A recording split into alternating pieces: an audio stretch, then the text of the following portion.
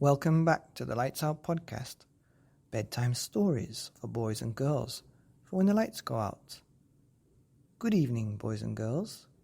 Are you ready for bed? Are you all tucked up and ready for another Lights Out bedtime story? Well, you're in for a treat tonight. Day 24 of Awesome Author August. 31 days, 31 stories, 31 bedtimes all tucked up. With me, E3D, telling you some stories. And tonight's story is called Blue Moon Bird by Sabrina Malcolm. Once upon a time. One night, at the Turtle Duck Toy Factory, a strange thing happened to Theodore Cobb.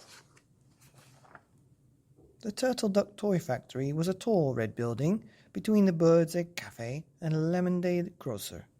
It had once been a home for lost children. Theodore lived there with his mother and father and uncle and aunt. He went to school in Sweetbriar Street, but he was quiet and hadn't made many friends.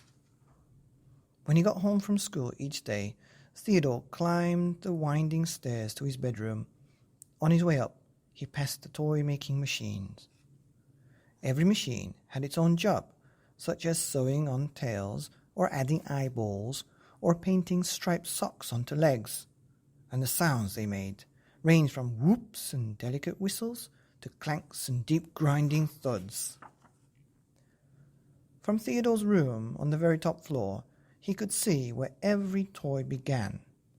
First, it got its body and head, perhaps hair or wings, a nose or possibly teeth and arms and legs, if it needed them, sometimes a pair of cymbals for its hands, or a lime green hat for its head, and so on, and so on, and so on. The night the strange thing happened, Theodore was in the workshop doodling on paper and wondering what it would be like to have a pet. But his father always said a pet would get in the way. That night there was a blue moon. Suddenly, with a clatter, the machines started working. First, one, then another, and a reel of cotton started spinning on the stitching machine. A pattern cutter clanked, and the paint mixer chattered, and something was being made. Theodore followed it through the dark factory.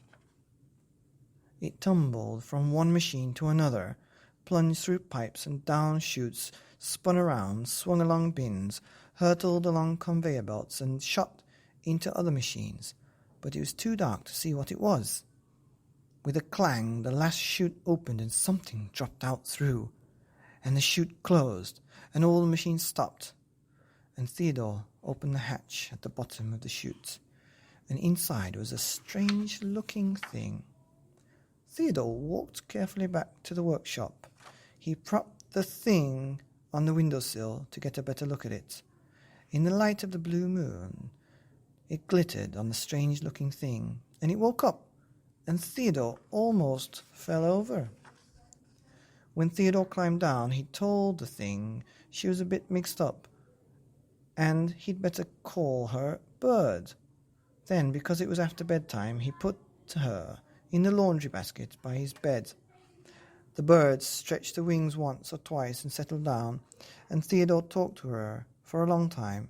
She seemed to understand what he was saying, and she clucked and snuffled at the right times. Early the next day, when Theodore woke, Bird was waiting for him. All that morning and half the afternoon they played.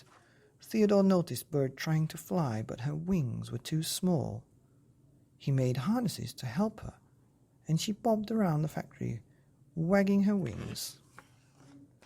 Towards the end of the day, Theodore happened to let go of the balloon just for a moment, and when he looked up, Bird had floated out of the window.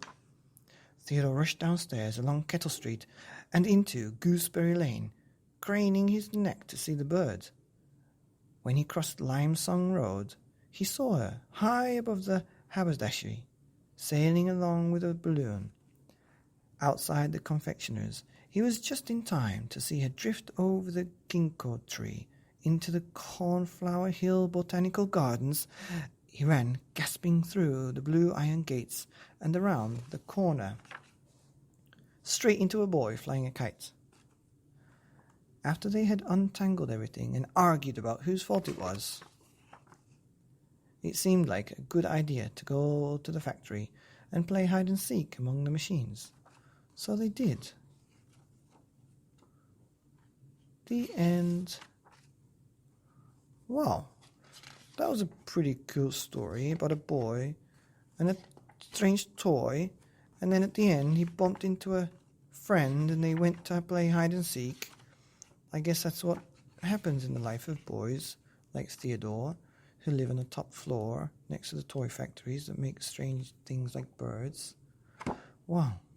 Now, if you don't have a dream about some strange birds and toy factories, then I don't know what you're going to do tonight, because that's what I'm going to do. See you tomorrow for day 24 of Awesome Author August here on the Lights Out podcast. Bedtime stories for boys and girls for when it's dark.